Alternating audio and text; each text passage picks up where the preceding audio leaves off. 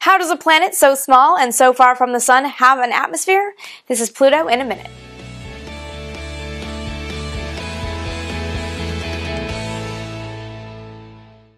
Pluto's orbit actually crosses Neptune's, so for about 2 decades of every 248 Earth-year orbit Pluto makes around the Sun, it's inside the orbit of Neptune. It turns out Neptune has a huge effect on Pluto's orbit, and the two bodies are actually in resonance with one another. For every 2 orbits Pluto makes around the Sun, Neptune makes 3, and scientists think that Neptune is actually the reason that Pluto is where it is. One dynamic model of the solar system presented in the 1990s suggested that the planets actually formed closer to the Sun than they are now. It's possible under this model that Pluto formed at about 30 AU.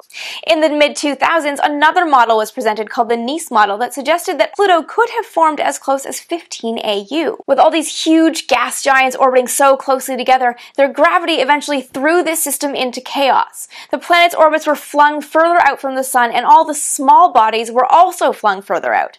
At some point, Pluto and Neptune became locked together in this resonance. So the question is, if Pluto formed closer to the Sun, how close was it? The data from New Horizons will doubtlessly shed some light on this question, but in the meantime, if you want to know more about Pluto, be sure to check out the New Horizons websites, and tweet your questions using the hashtag PlutoFlyby. And of course, come back tomorrow for more Pluto in a minute.